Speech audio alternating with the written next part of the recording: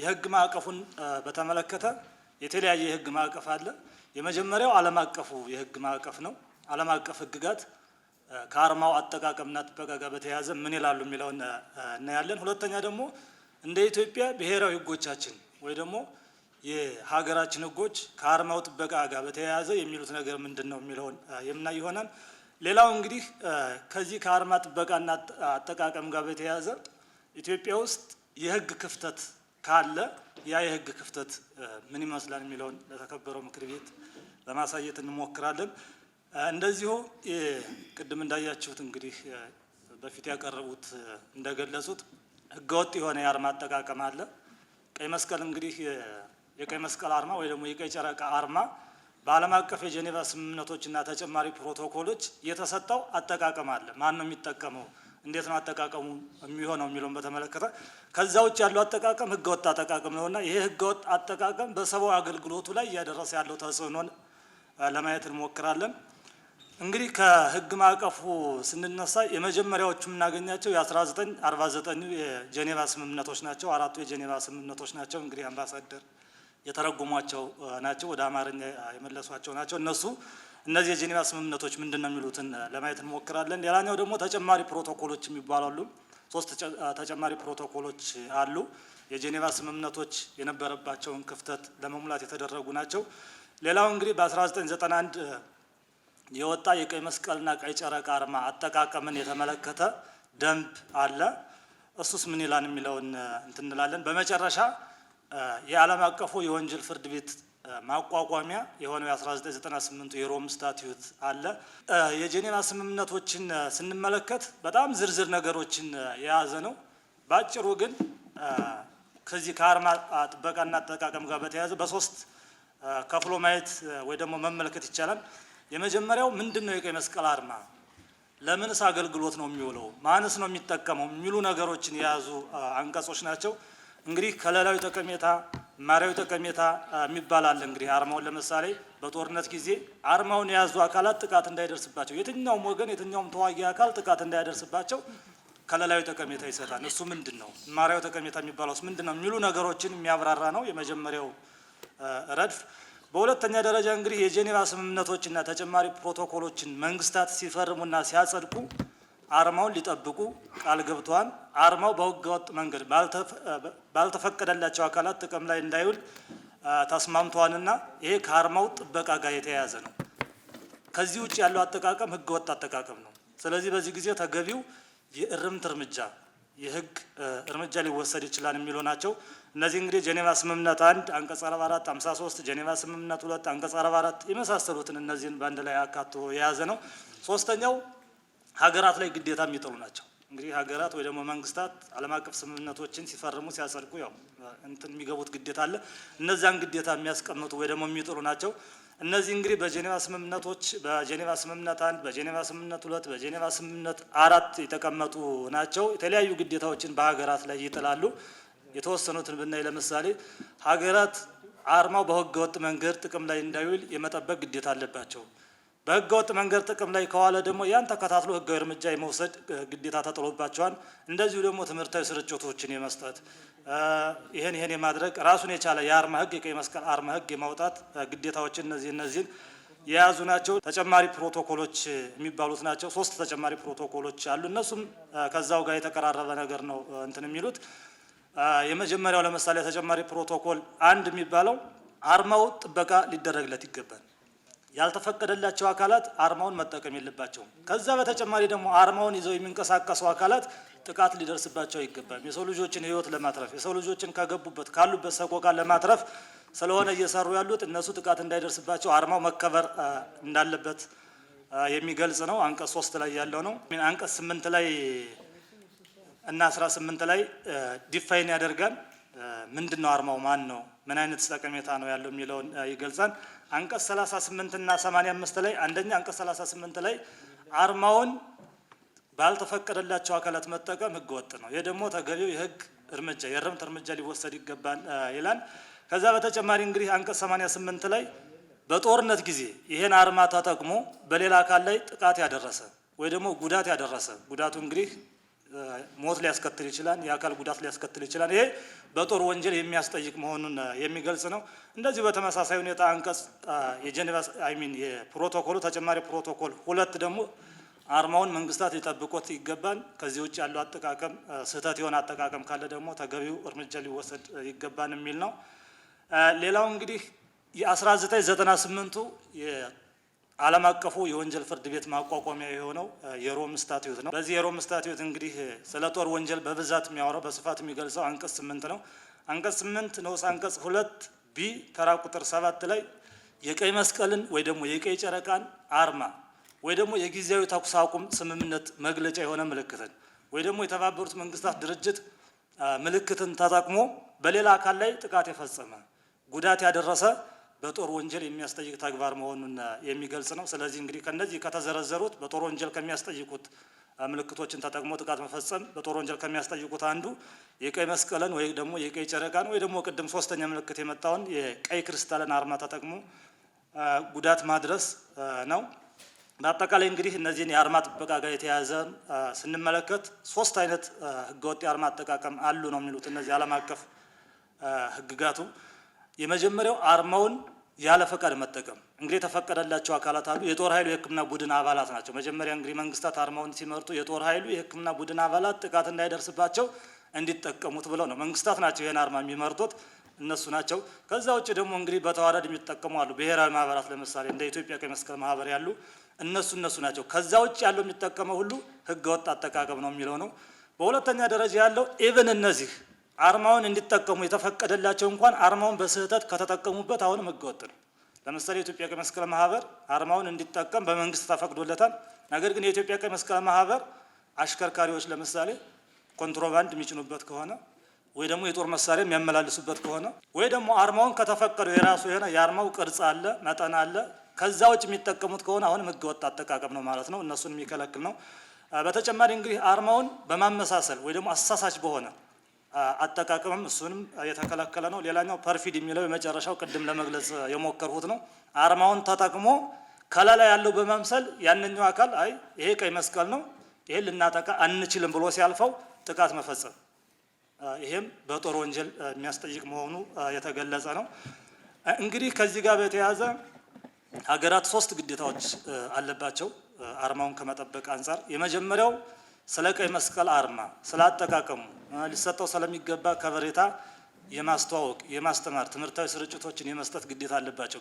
በተለይ ደግሞ ለጸጥታ ኃይሉ የጸጥታ ኃይሉ ወይ ደግሞ የታጠቁ አካላት አርማውን ይዘው ያልተገባ እንቅስቃሴ እንዳያደርጉ፣ መንግስታዊ የሆኑም መንግስታዊ ያልሆኑ የታጠቁ አካላት አንደኛ በአርማው እንዳይጠቀሙ፣ ሁለተኛ ደግሞ አርማውን ይዘው በሚንቀሳቀሱ አካላት ላይ ጥቃት እንዳይፈጽሙ በሰላም ጊዜ መንግስታት ስለ አርማው ግንዛቤ መፍጠር ይጠበቅባቸዋል።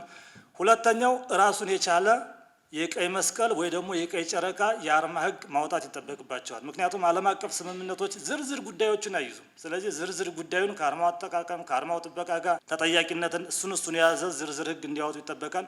ሌላኛው እንግዲህ አርማውን ስምምነቶቹ እነዚህ የጄኔቫ ስምምነቶች ወይ ደግሞ ተጨማሪ ፕሮቶኮሎች ከሚፈቅዱት አጠቃቀም ውጭ በህገወጥ መንገድ የተጠቀመ አካልን ተገቢውን የእርምት እርምጃ ወይ ደግሞ ህጋዊ እርምጃ የመውሰድ ግዴታም አለባቸው። እነዚህ ዓለም አቀፍ ህጎቹ ናቸው። ወደ ኢትዮጵያ ህግ ስንመጣ እውነቱን ለመናገር በቀጥታና በግልጽ ስለ ቀይ መስቀል አርማ ለይቶ የሚያወራ ህግ ብዙም የለንም። ግን እንደዚሁ በተዘዋዋሪ ስለ አርማው የሚያወሩትን ስንመለከት የመጀመሪያው የፌዴሪ ህገ መንግስት ነው።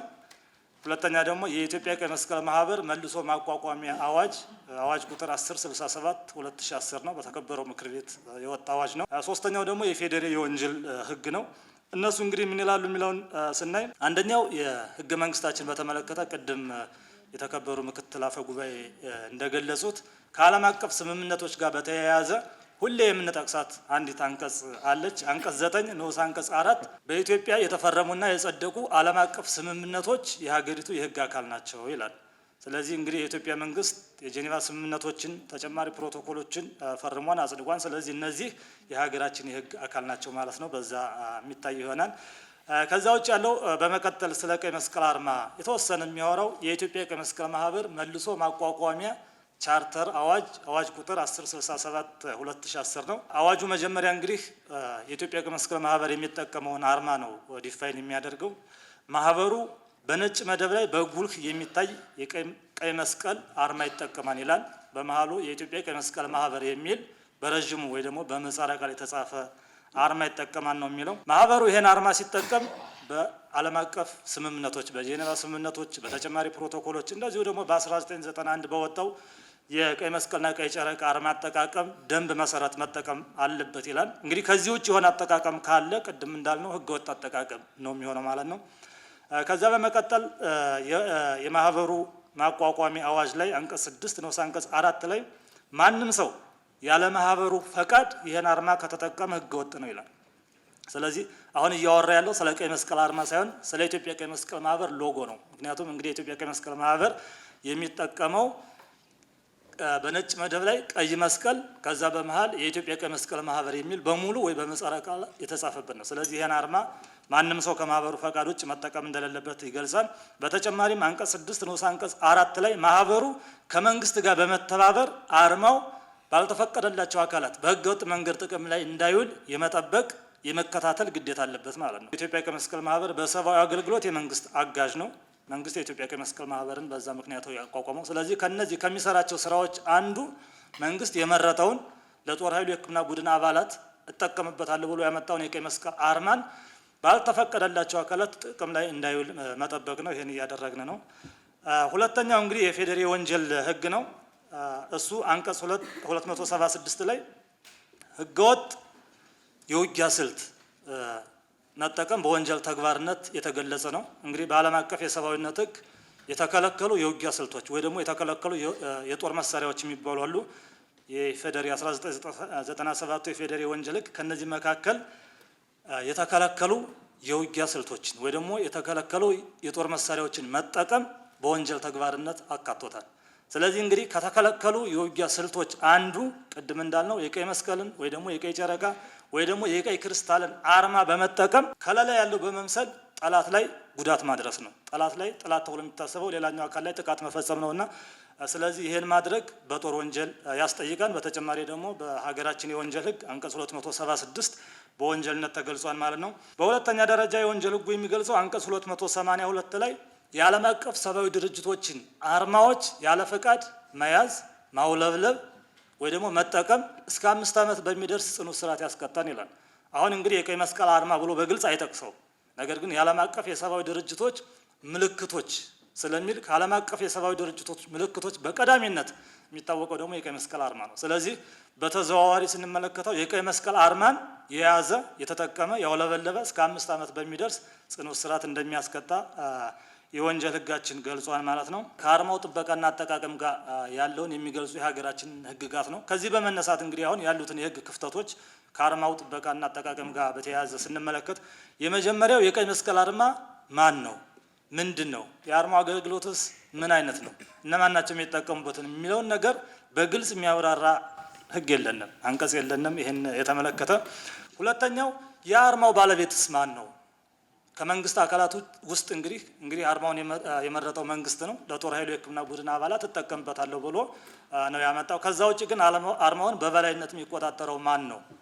ፈቃድ መጠየቅ የሚፈልጉ አካላት ቢኖሩ ለምሳሌ አርማውን እንግዲህ በጦርነት ጊዜ የሰብአዊ አገልግሎት ልሰጥ ነው፣ ስለዚህ ጥቃት እንዳይደርስብኝ ይሄን አርማ መጠቀም ፈልጋለሁ እና ፈቃድ ይሰጠኝ ብሎ ጥያቄ ማቅረብ የሚፈልግ አካል ቢኖር ለማን ጥያቄውን እንደሚያቀርብ ግልጽ አይደለም። አርማውን መጠቀምን በተመለከተ መፍቀድም መከልከልም የሚችለው አካል ማን እንደሆነ በግልጽ የተቀመጠ አንቀጽ የለም። በሶስተኛ ደረጃ እንግዲህ እነማን ናቸው ይሄን አርማ የሚጠቀሙት? ዓለም አቀፍ ህጎቹ አስቀምጠውታል። የመጀመሪያው የጦር ኃይሉ የሕክምና ቡድን አባላት ናቸው፣ ከዛ ብሔራዊ ማህበራት ናቸው እያሉ ያስቀምጣሉ። የሀገራችን ህግ ውስጥ ግን ማን ሊጠቀመው ይችላል ይሄን አርማ?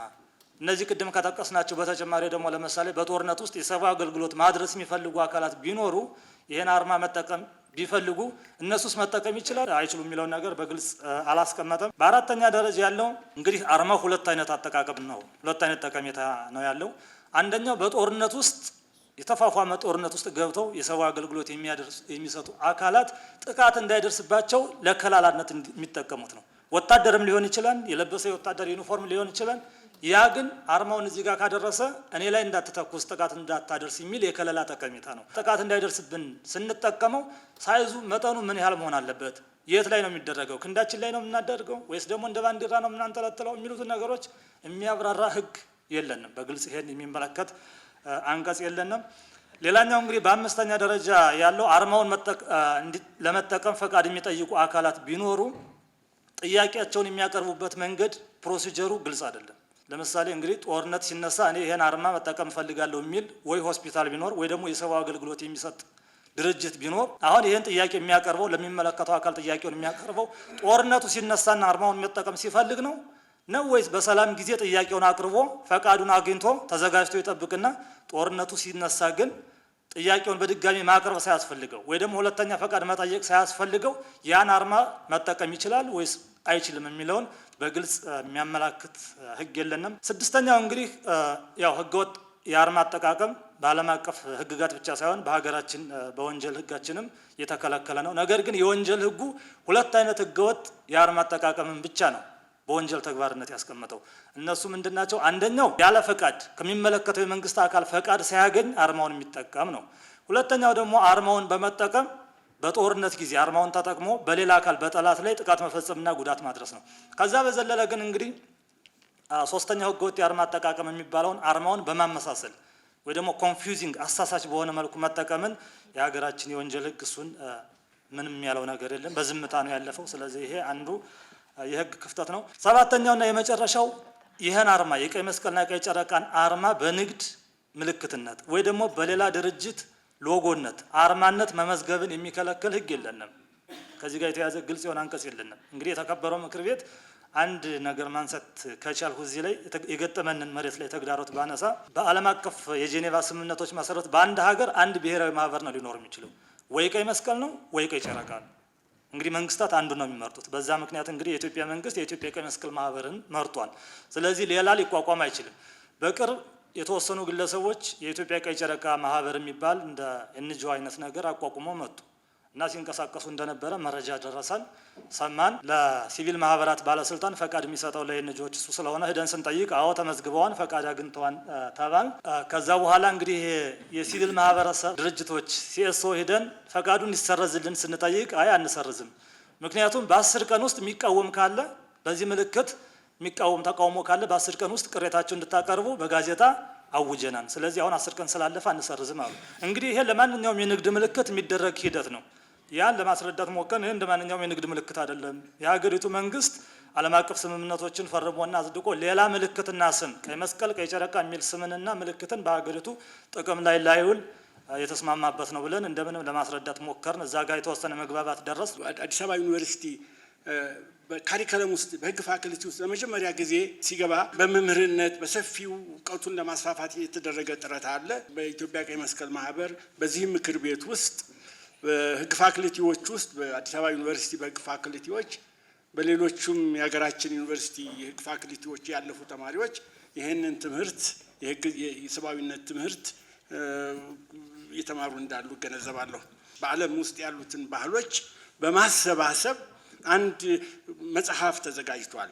ድራፍት መጀመሪያ ሲሰበሰብ ወደ 10,000 ገጾች የነበሩትን በኋላ ወደ 3,000 ገጽ ተሰብስቦ የመጣበትና በመጽሐፍ መልክ የታተመበት ጊዜ ነበር። በዚህ ለ5 ዓመት ያህል የቆየ ጥናት የተደረገበትና አብዛኛው እዛ ውስጥ ያሉት ብዙዎቹ የኢትዮጵያን ኢንተረስቶች ጋር አብረው የሚሄዱ ናቸውና ከኢትዮጵያን ፕራክቲሶችም እዛ ውስጥ ኢንቴግሬት የተደረጉበት ሁኔታ ነው። ከዚህ ጋር በተያያዘ በማሰራጨት በማስተማር በተለያዩ ዓለም አቀፍ የሰብአዊ ጉዳዮች ላይ አንዳንድ መጽሐፎችን የኢትዮጵያን ሀሳብ የኢትዮጵያን ባህል ከሰመሪ ኢንተርናሽናል በማስፋፋትም ላይ ሙከራ የተደረገበትና በተለይ ደግሞ በ19 እንደ አውሮፓ አቆጣጠር መጨረሻው ለ3 ዓመት የፈጀ አንድ ጥረት ነበረ። የጄኔቫ ስምምነቶችን አራቱን ቅድም ሲነገሩ የነበሩትን የጄኔቫ ስምምነቶች ወደ 600 ገጽ የሚሆኑ እንደገና ደግሞ ወደ 200 ገጽ የሚሆኑ የፕሮቶኮሎቹን ወደ አማርኛ ተመልሰው በብዙ 100,000 ኮፒዎች ታትመው አሁን በሀገራችን ላይ ወደ እንትን የቀረቡበት ሁኔታ ነው ማለት የተሰራጩበት ሁኔታ እንዳለ እረዳለሁ። ምን ያህል ሰብአዊ መብትን እያከበረች አገር እንደሆነች ለማሳየት የሞከረበት ሁኔታ ነው ያለው። በ1949 ዓመተ ምህረት አራቱ የጄኔቫ ኮንቬንሽን ድርድር በሚካሄድበት ጊዜ በዛን ጊዜ ኢትዮጵያ ከአፍሪካ 2 ሀገሮች ውስጥ ሊቤሪያና ኢትዮጵያ ሁለቱ አገሮች የተሳተፉበትና ኮንትሪቢዩሽን ነበራት ማለት ነው። እዚያ ውስጥ ከጄኖሳይድ ጋር የተያያዘ አንዳንድ ሀሳቦች እዛ ውስጥ የተካተቱበት ሁኔታ ነበር። በሂደትም ይሄ እየተጠናከረ የመጣበት ሁኔታ ነው። በኋላም በስፋት እየተሰራ በነበረበት ሁኔታ የቀረ ግን አንድ ጎልቶ የሚታየው ጉዳይ ከዚህ ከቀይ መስቀል አርማ ጋር በተያያዘ ሊፈታ የሚችለው በአንድ መንገድ ብቻ ነው። ስለዚህ ፓርላማው ከዚህ አኳያ የህግ ውስጥ ኢንቴግሬት የማድረግ በህግ ጥበቃ የማድረግ ለአርማው ግልጽ የሆኑ ደንቦችን የማውጣት እኔ ትልቅ ኃላፊነት ድርሻ እንዳለው ገምታለሁ። በየጊዜው ህዝቡ ይህንን ለአርማዎቹ ያለው እና ሌሎችም የኢንተርናሽናል ሁማኒቴሪያን ሎ መርሆች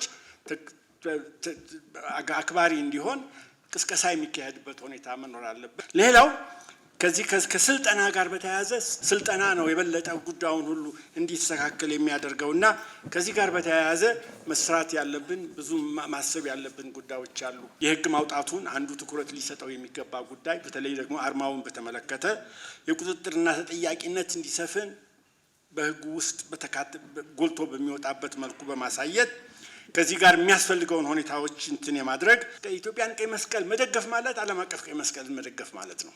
ስለዚህ ለቀይ መስቀል ድጋፍ ልንሰጠው የሚገባበት ሁኔታዎች አሉ። አርማዎቹንም በመደገፍ ቀይ መስቀልን እንደደገፍ ነው የሚቆጠረው። ስለዚህ ከዚህ አኳያ የፓርላማ አባላት ከፍተኛ ኃላፊነት አለባቸው። ምናልባት ሁላችሁም የደረሳችሁ ሰነድ አለ። ዓለም አቀፍ የሰብአዊነት ህግ የሚል ከተለይ ከዚህ ከኢትዮጵያ ከዓለም አቀፍ ቀይ መስቀልና የኢንተርናሽናል ፓርላሜንታሪ ዩኒየን የተዘጋጀ መጽሐፍ አለ። እንዳጋጣሚ እድል ተሰጥቶኝ ይህንንም የመተርጎም እድል አግኝቻለሁ።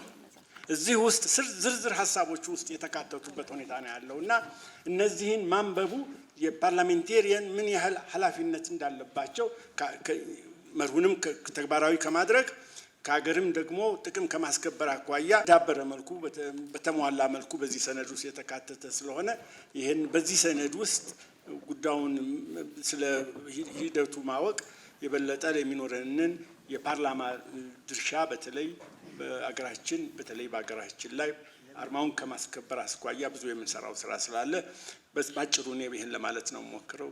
አመሰግናለሁ። Ladies and gentlemen and my friends from the Ethiopian Red Cross, it's a pleasure to be here with you. For me it's the first time in the House of People Representatives in Ethiopia. It's really a great ተከበራችሁ የምክር ቤት አባላት፣ ክቡራትና ክቡራን የኢትዮጵያ ቀይ መስቀል ወዳጆች፣ ዛሬ በዚህ መድረክ ላይ ንግግር ለማድረግ በመጋበዜ ደስታ ይሰማኛል። በኢትዮጵያ የሕዝብ ተወካዮች ምክር ቤት ስገኝ ይህ የመጀመሪያዬ ነው። እናም እዚህ በመገኘቴ በእውነት ክብር ይሰማኛል። የመጣሁት ከኒውዚላንድ ነው።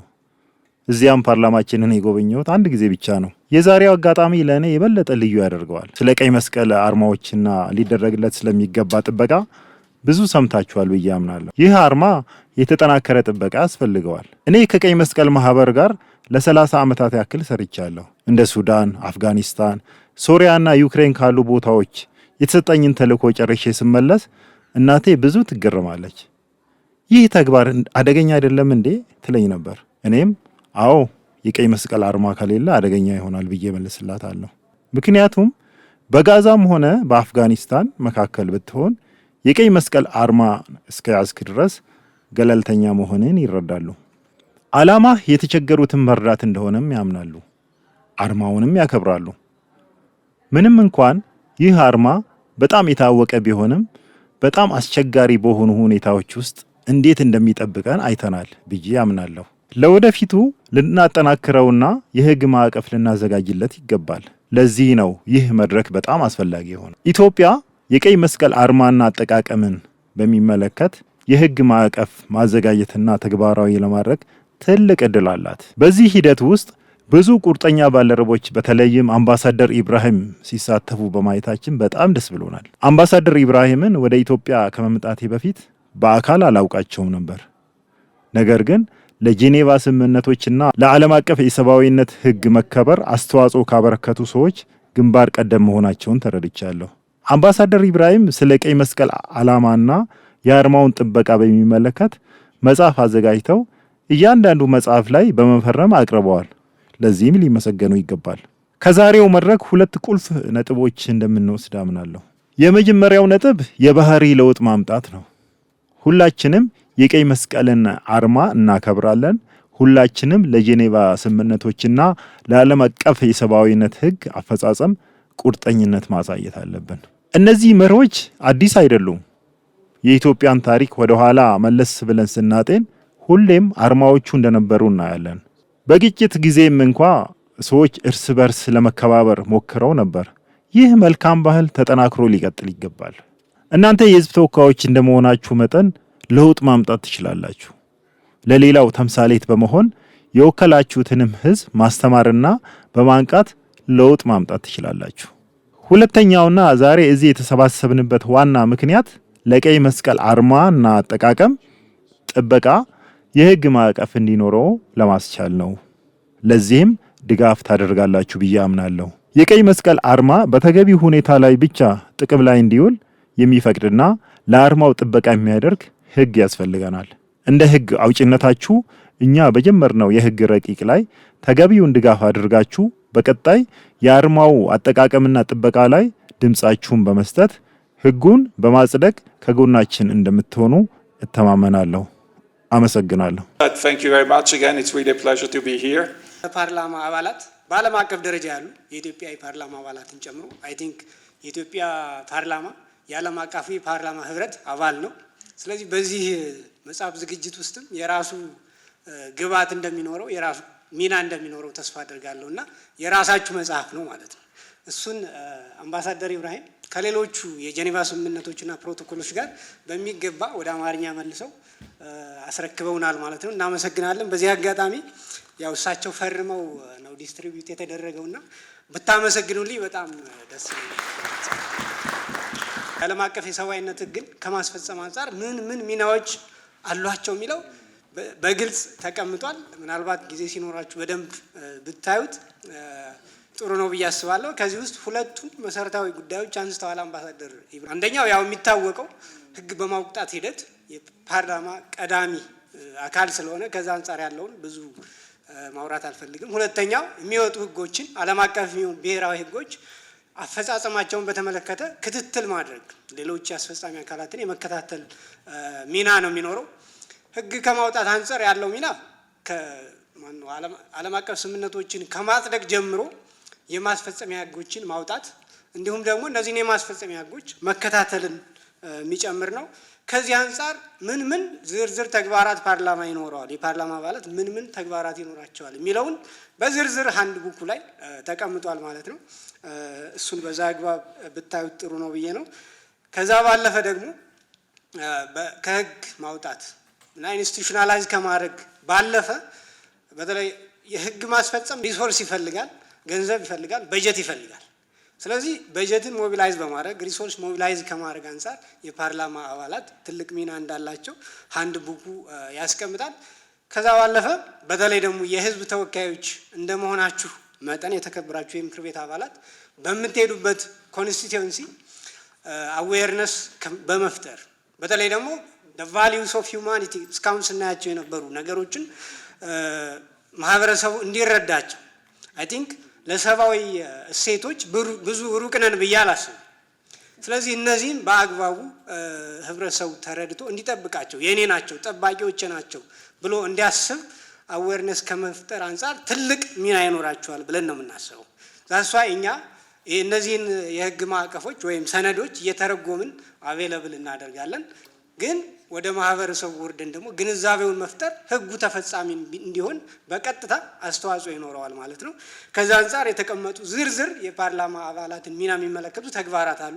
እሱም እዛ ላይ ተካቷል። ፓርላማዎች ዓለም አቀፍ ህጉ በደንብ ተፈጻሚ እንዲሆን ብሔራዊ ህግጋት ውስጥ እንዲካተት በአግባቡ የተካተቱ ህጎች እንዲፈጸሙ ክትትል ከማድረግ አንጻር ልምድ ልውውጥ በማድረግ ወይም ደግሞ ህጎቹ ቅርጽ እንዲይዙ በማድረግ ወይም ደግሞ አዳዲስ ህጎች እንዲወጡ ከማድረግ አንጻር በኢንተርናሽናል ፓርትነርሺፕ ራሱ ትልቅ ሚና እንደሚኖረው ያስቀምጣል። እሱም በዝርዝር እዛው ላይ ተቀምጧል። ሰብአዊ ድርጅቶችን ሰብአዊ ተቋማትን ከመደገፍና ከማበረታታት አንጻር የራሱ የሆነ ሚና ይኖረዋል። በተለይ ደግሞ ሰብአዊ አገልግሎቱ ተደራሽ የሚሆንበትን በተፈለገው ጊዜ በተፈለገው መጠን ለሚመለከታቸው አካላት በአግባቡና በፍጥነት ተደራሽ የሚሆኑበትን አግባብ ፋሲሊቴት ከማድረግ አንጻር በተለይ ቋሚ ኮሚቴ አባላት፣ የምክር ቤት አባላት በየኮንስቲትዩንሲያችሁ በምታደርጉት የምትወጡት ኃላፊነት አብራችሁ በፕላን ይዛችሁ የምትሰሩት ስራ እንደሆነ ያስገነዝባል። እሱንም በዛው እንድትረዱት ነው። ከዛ ባለፈ የኢትዮጵያ ቀይ መስቀልን ማህበርን ጨምሮ ሌሎች ዓለም አቀፍ ሕጉን ለማስፈጸም የሚቋቋሙ አካላት አሉ። በተለይ በብዙ ሀገራት የተለመደው ለምሳሌ ብዙ ጊዜ አሁን የምንሰማው ስለ ሰብአዊ መብት ነው። ስለ ሰብአዊነት ሕግ ብዙ ሲወራ አንሰማ እና የሰብአዊነት ሕግ ኮሚቴዎች አሉ በዓለም አቀፍ ደረጃ።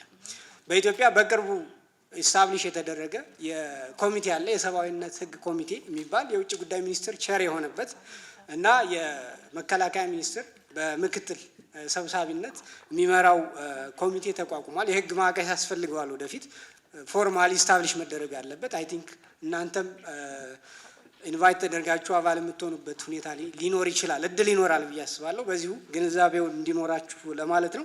አርማውን በተመለከተ አሁንም ፎልደራችሁ ላይ ያስቀመጥናት አንዲት የሞዴል ህግ አለች። አይሲአርሲ ያዘጋጀው የሞዴል ህግ ነው። ይህ ህግ በጣም ሚኒመም በጣም ዝቅተኛውን መስፈርቶች መሰረታዊ መስፈርቶች የያዘ ነው። በዓለም አቀፍ ደረጃ የተለያዩ ህጎች አሉ፣ ዝርዝር ህጎች አሉ። ነገር ግን ከነሱ ውስጥ አብዛኞቹ ኮመን የሆኑትን ብቻ በመውሰድ ለፓርላማ አባላት ያግዛል በሚል ያስቀመጥነው ነው። አይ ቲንክ እሱን በዝርዝር ልታዩት ትችላላችሁ። መጠቀም የሚፈቀድላቸው አካላትና የሚፈቅዱ አካላትን በአጠቃቀሙ ላይ የሚያጋጥሙ ችግሮች፣ የህግ ጥሰቶች በተመለከተ ያስቀመጠበት ሁኔታ ነው ያለው። እሱን በዝርዝር ብታዩት እጋብዛለሁ። ከዛ ውጭ ምናልባት ሌሎች እንትኖች አሉ፣ ፋክት ሽቶች አሉ ወይም የእውነታ ወረቀቶች የምንላቸው እነሱን ዲስትሪቢዩት እናደርጋለን። ምናልባት ወደፊት በሚኖረ እንትን ተጨማሪ ዶክመንቶቹን ለማዘጋጀትና ቴክኒካል ድጋፍ ለመስጠት ዝግጁ ነን። በጉዳዩ ላይ ትኩረት ሰጥተው መቅረብ ያለበትን መረጃና ማስረጃ ሁሉ ማለት ከህግ አንጻር ምን ማለት ነው፣ ከምክር ቤት ውስጥ ምን ይጠበቃል የሚለውን የእኛን ኮኦፕሬሽን የሚፈልጉበት ኮላቦሬሽን የሚፈልጉበት ዘርፍ የቱ ጋ ነው የሚለውን በግልጽ በሆነ አግባብ ስላቀረቡልን እባካችሁ አንድ የሞራል ስጡልን። እንደነዚህ አይነት ሰዎች ስላሉን በጣም እድለኞች ነን፣ ደስተኞች ነን። በጋራ ሆነን በቀጣይም ብዙ ስራዎችን እንሰራለን የሚለውን ነገር አንስቼ በቀጥታ ያው ደቂቃዎችንም ስለገደብኩኝ አንድ 3 ሰው እድል ወስዶ አላማው ምን ነበር፣ አስፈላጊነቱ ምንድን ነው፣ የገጠማቸው ቻሌንጅ ምንድን ነው፣ በስራው ሂደት ውስጥ ከኛ ምን ይጠበቃል የሚለውን ግልጽ በሆነ ቋንቋ ስላስቀመጡ በምን ያህል ተረዳ ነው፣ ቀጣይ ስለነዚህ ጉዳዮች ራሳችንን ኮሚት ለማድረግ መግባት ያለብን ፕሮሚስም መስራት ያለብንንም ስራ በምን ያህል ልክ ወስደናል የሚለውን የህግና አስተዳደር ፍትህ ጉዳዮች ቋሚ ኮሚቴ ብቻ ሳይሆን ሌሎቻችንም እንደ ምክር ቤት አንዳንድ ነጥብ ማንሳት ስላለብን 1-3 ሰው እድል ሰጣለሁ። የፖለቲካ ልዩነት ምንም የማይገድበው ስራ ነው የሚሰሩት እና ከጎናቸው ልንቆም የሚገባ ነገር ነው የምለው።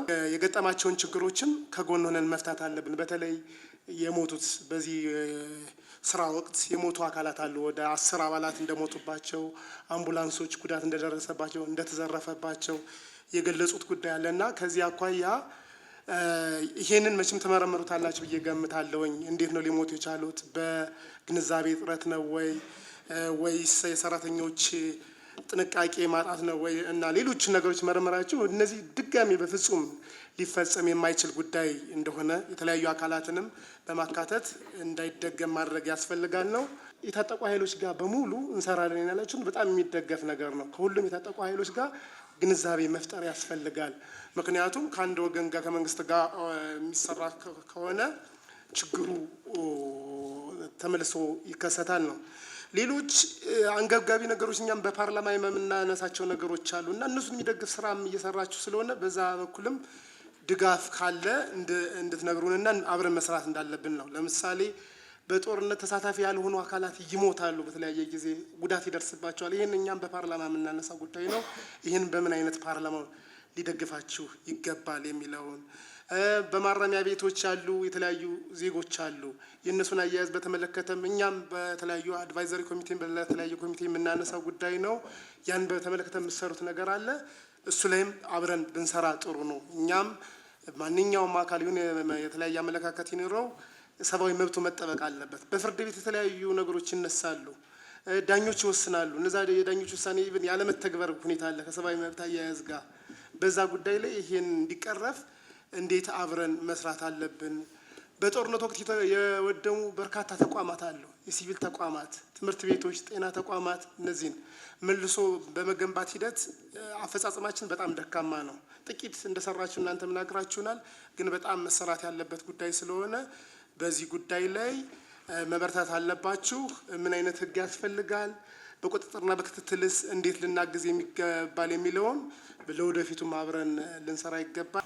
ጤና፣ ማህበራዊ ልማት፣ ባህልና ስፖርት ጉዳዮችን እንደሚከታተል ቋሚ ኮሚቴ አንዳንድ ኢሹዎችም ከአምቡላንሶች ላይ፣ መድኃኒት ቤቶች ላይ፣ በሌሎችም ላይ ቀይ መስቀል አርማ ባልተገባ መልክ የሚለጠፍበት ጉዳይን በሚመለከት ጥሩ አድርጋችሁ አንስታችኋል። በጣም ሚዛናዊ በሆነ መልክም ጤና ሚኒስቴር ለሁሉም አካላት እንደጻፈ እኛ እናውቃለን እና ያን አልፎ ደግሞ እየተገበሩ ያሉ አካላት ካሉ አሁንም ክትትል ማድረግ በተቀናጀ መልክ ክትትል ማድረግ ስለምንችል መፍትሄ መስጠት ስለምንችል በኃላፊነት ይህንን የምናስቀጥል ይሆናል ብዬ ነው ለማንሳት ፈልጌ ነው። ከስፖርቱም ከባህልም ከሴቶችና ማህበራዊ ሾችም ጋር ተያይዞ የሚነሱ ከዚህ ጋር ያሉ ነገሮች ካሉ በህግ ያለ ጉዳይ ስለሆነ በክትትልና ቁጥጥር የምንሞላው ይሆናል የሚል ነገር ለማንሳት ወይም ለማስቀመጥ ፈልጌ ነው።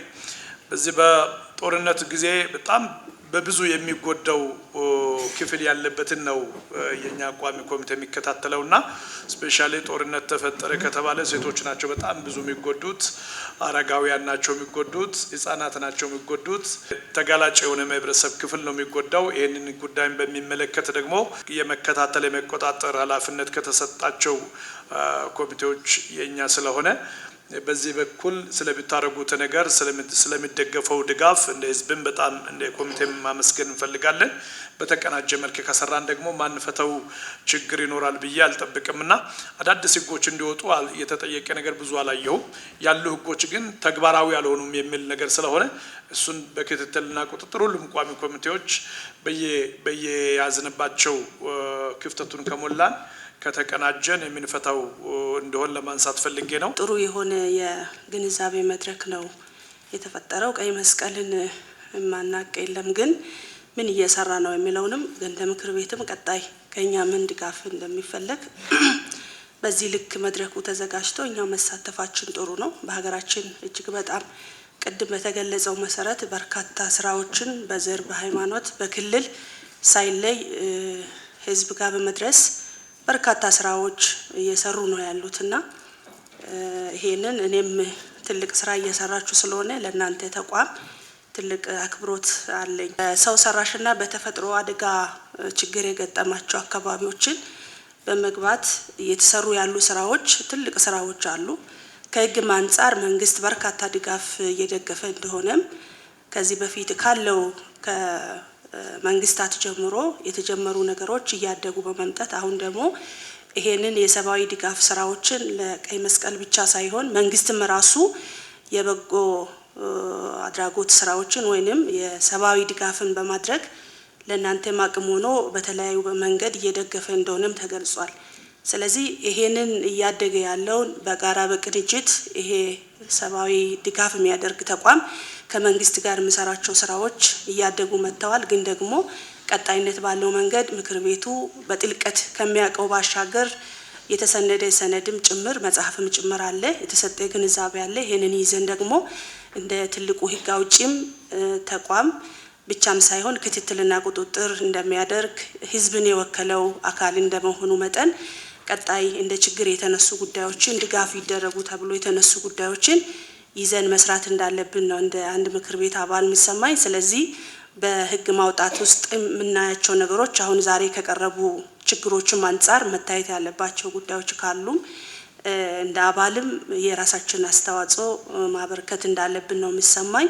ብቻም ሳይሆን የክትትልና ቁጥጥር ስራዎችን ስንሰራ ቅድም ከአምቡላንስ አጠቃቀም ጋር ተያይዞ ጤናና ማህበራዊ ጉዳይ ቋሚ ኮሚቴ የሚከታተለው ጤና ተቋም ሚኒስቴር መስሪያ ቤቱ ሰርኩላር ጽፎ ስርዓት የያዘበት አብነትም ጭምር ሲቀርብ የነበረ ስለሆነ እንደ ሌሎች ቋሚ ኮሚቴም የገባን እንደ ማንዴታችን እንደ ተግባራችን ማገዝ ያለብንን ጉዳይ ማገዝ እንዳለብን ነው የሚሰማኝ። ብቻ ሳይሆን ህዝብ ውክልና ጊዜም ስንሄድ ይሄ ትልቅ ተቋም ዓለም አቀፍ ህግን ይዞ የሚሰራ ተቋም እንዴት መደገፍ አለበት፣ እንዴት ህዝቡ ማወቅ አለበት የሚለውንም ምክር ቤት ስራችንን ይዘን ታች ህዝባችን ጋር ስንወርድ በተጨማሪ ለህዝባችን ግንዛቤ በመስጠት ሁሉ አቀፍ ድጋፍ የአካባቢ መንግስትም እንዲያደርግ ህብረተሰቡም ሙሉ እውቀት ኖሮት ይሄንን ተቋም መደገፍ እንዳለበት የራሳችንን ኃላፊነት በደንብ መወጣት አለብን። ስለዚህ የተሰጡ ዶክመንቶችን በተጨማሪ በማንበብ የምንችለውን ሁሉ በማድረግ ከጎናቸው እንሆናለን። ሙሉ ግንዛቤ ነው የተሰጠው።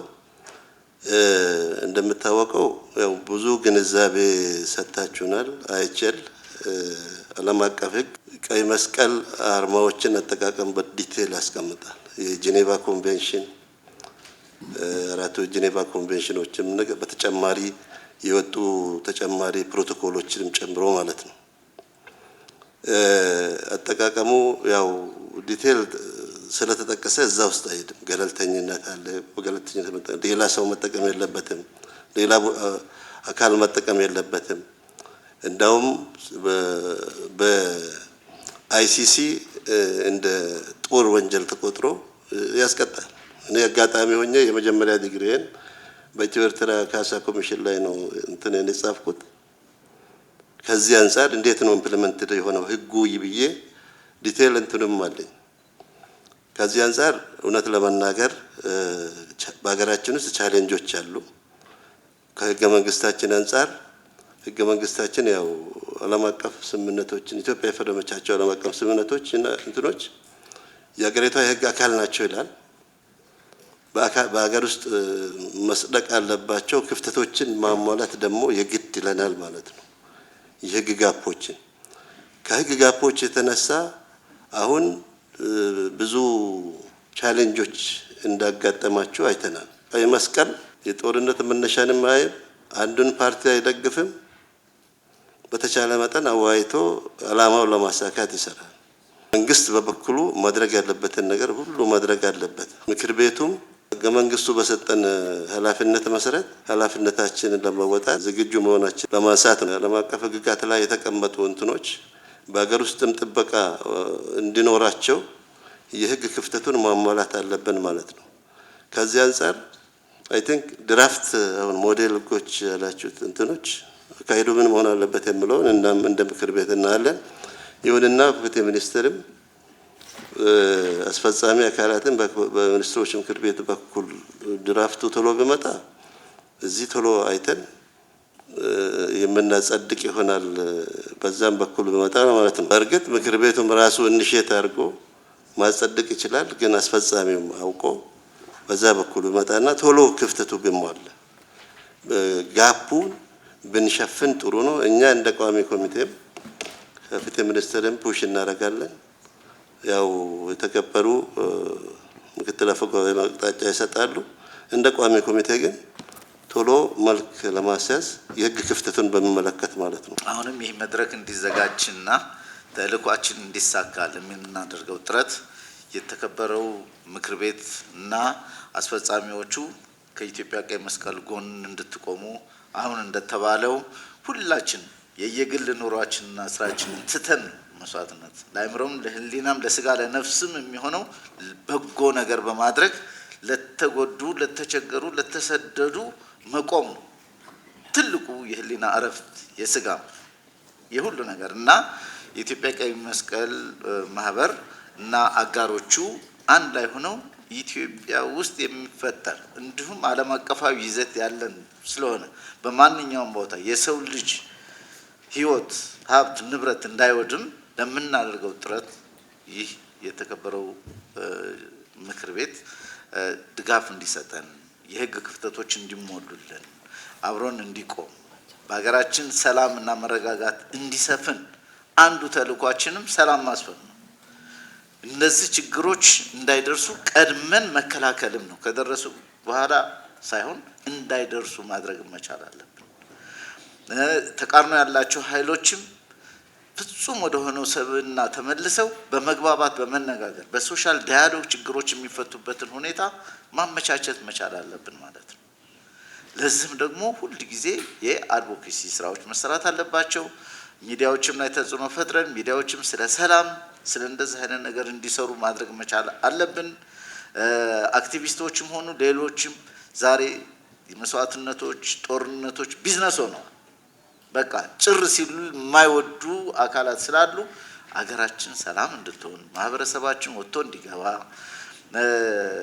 የተዛዘነ ትልቅ ማህበረሰብ አሴት ያለን ከእድር ጀምሮ የምንደጋገፍ የምንረዳዳ ለሌሎች ሀገሮች ምሳሌ የምንሆን ህዝቦች ስለሆን እኔ እንዳው እንደ ቀይ መስቀል አሁንም የምለምነው ክፍተቶቻችን እንዲሞሉልን ከጎናችን እንድትቆሙልን አርማዎቻችን አላግባብ ማንም እንዳይጠቀምባቸው በማድረግ የተከበረው ፓርላማ እንግዲህ በአባልነትም በመመዝገብ ከጎናችን እንድትሆኑ ምሳሌ እንድትሆኑ በያላችሁበት ቦታ ሁሉ በየተልእኮ ይዛችሁ ከመጣችሁባቸው አካባቢ ባሉ ዞኖች፣ ወረዳዎች የቀይ መስቀል ተደራሽ እንዲሆን ለማድረግ እንድንችል ከጎናችን እንድትሆኑ ለመጠየቅ ነው። ለሰብአዊነት እንኖራለን የሚለውን ሞቶ ይዘው የሚሰሩ አሉ። ከ47,000 በላይ በሁማኒቴሪያን ወይም ደግሞ በዚህ በሰብአዊነት ጉዳይ ላይ እያገለገሉ ያሉ ሌጋሊ ሬጂስተርድ የሆኑ አባላትም ያሉት ማህበር እንደሆነ ማንሳት ፈልጋለሁ እንደ ሀገር። ስለዚህ በጣም ቫይብራንት የሆነ ማህበርና ትላልቅ ሰብአዊ የሆኑ ስራዎችን በሀገር ደረጃ እየሰራ ያለ ነው። እኔ አጋጣሚ ሆኖ ከ2003 ጀምሮ ነው በተለያየ መንገድ በቦርድ አባልነት አሁን ደግሞ እስካሁኑ ሰዓት ድረስ የኦሮሚያ የቀይ መስቀል ቦርድ ሰብሳቢ ሆኜ ነው እየሰራ ያለሁት። እንደ ሀገርም ቁጥር 1 እና ከፍተኛ አስተዋጽኦ እያደረገ ያለ ማህበር ነው ያለው እንደ ክልል ማለት ነው። አማራ ክልል እንደዛ ሌሎች ክልሎችም ላይ እየሰራናቸው ያሉ ስራዎች አሉ። የትም ምንሁን የት የምንሰራው ስራ ለህዝብ ምን ትርጉም አለው፣ ለሀገር ምን ትርጉም አለው የሚለውን ይዘን በትኩረት መስራት አለብን የሚለውን ማንሳት ፈልጋለሁ። እሳቸውም እንዳነሱት የምክር ቤታችን አባላትም በአንድም በሌላም በአባልነት ተሳትፋችሁ የበለጠ ማጎልበት ወይም ማበርከት ያለባችሁን ሁሉ እንድታበረክቱ አደራ ማለት ፈልጋለሁ። በሀገር ደረጃ ትልቅ የሚያኮራ ስራ ምናልባትም የመጀመሪያው የሆነው ስኩል ኦፍ ሂዩማኒቲ ተከፍቶ የምክር ቤታችን አባል የሆኑት የተከበሩ ዶክተር ደመቀ አጭሶ ኃላፊነቱን ወስደው ሰፋፊ ስራም እየተሰራ ያለበት ሁኔታ ነው ያለው።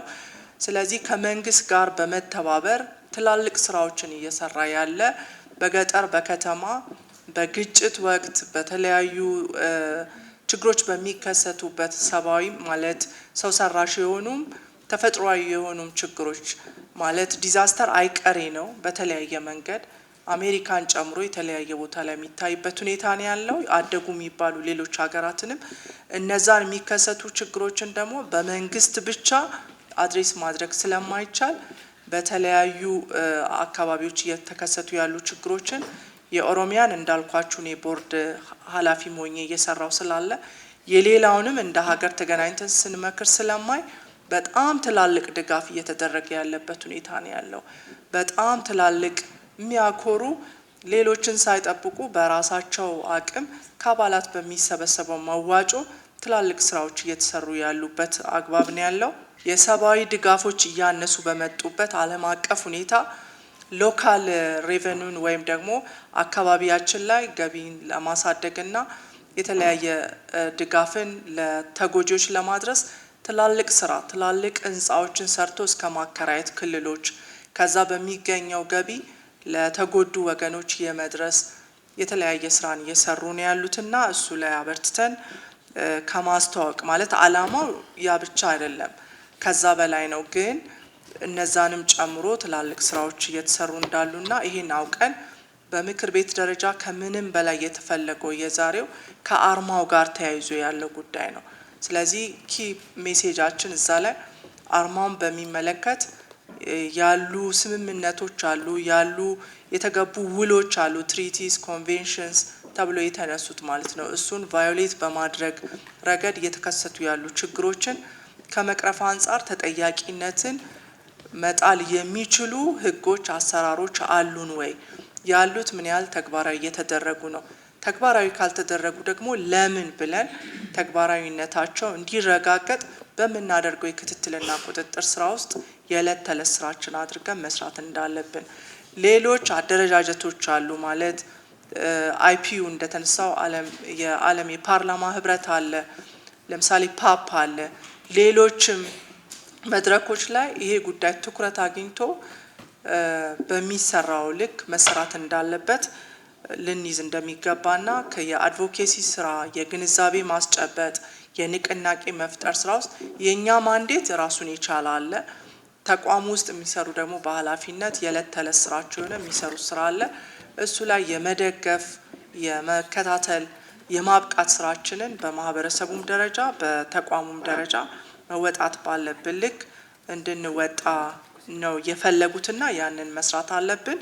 ሌሎች የተነሱ ጉዳዮች አሉ። ለምሳሌ የህግ ክፍተት ካለ መሞላት ያለባቸው ቅድም አቶ ሳ የተከበሩ እንዳነሱት ኢኒሼቲቭን ወስደን እኛ የምንሄድበት እንዳለ ሆኖ በአስፈጻሚው አካል በኩል ገፍቶ እንዲመጣና እዛ ላይ ቋሚ ኮሚቴዎች፣ የምክር ቤት አባላት፣ የምክር ቤት አመራሩን ጨምሮ አላማው ምሱ ስለሆነ የተፈለገው ገፍተን ህጋዊ መሰረት እንዲኖረው ሌጋል ግራውንድ እንዲኖረው መስራት ባለብን ልክ እንድንሰራ ያልተጻፈ ሆኖ ለተፈጻሚነቱ አስቸጋሪ እንዳይሆን ያ ወደ ህግ እንዲመጣ መደገፍ ባለብን ልክ መደገፍ አለብን። እኛም ፑሽ ማድረግ አለብን ማለት ነው።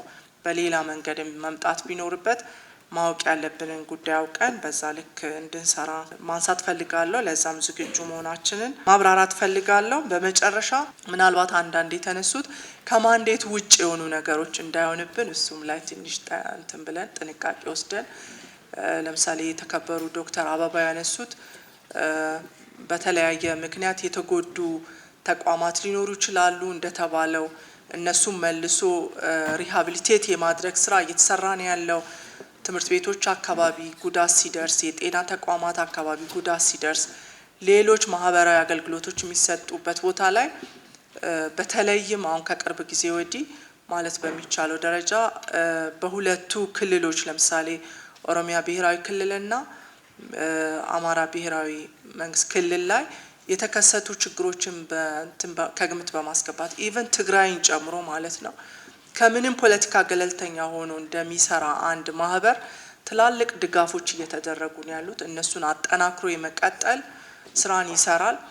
ነገር ግን የፖለቲካ ኢሹ ውስጥ ገብተው ይሄ ለምን እንደዚህ ሆነ፣ ይሄ ለምን እንዳይደረግም የማለት ማንዴት የለውም ማለት ነው።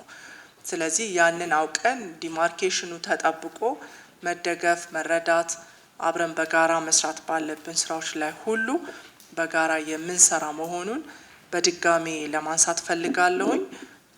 በመጨረሻም ይሄ መድረክ እንዲዘጋጅ እንዳላችሁት አንድም አክሰሱ ስለነበረ ከኔ ጋር በተለያየ መድረክ ስለምንገናኝ ስጠይቁኝ ነበረ። ወደዚህ ደግሞ አምጥታችሁ እንትን ለማለት የህግ ጉዳዮችንም ቋሚ ኮሚቴ ጽህፈት ቤቱንም ምክር ቤቱንም ጠይቃችሁ በዛሬው ዕለት በዚህ በተሳካ መንገድ እንድናዘጋጅ እና እንድንመክር ስለተደረገ በጣም እያመሰገንኩኝ፣ መወያየት ብቻ መድረክ ማበጀት ብቻ ግብ አይሆንም።